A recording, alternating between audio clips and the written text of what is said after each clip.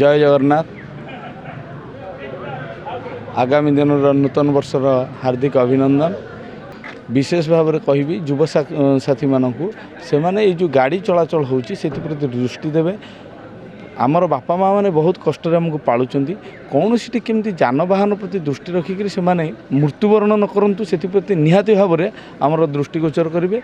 एवं शिक्षार विकास education department को मुझे कहि समस्त पिला सबु जगार जो मैंने पाठ पढ़ाऊँ गोटे बहुत परिश्रम कर सब पिला पाठ पढ़ुं से ध्यान रखिए। और आम पिला आमर भविष्य से जिते आम आम पिला घरे भी पिला सदुपयोग भाव में पाठ पढ़ाइबा से विकास हो।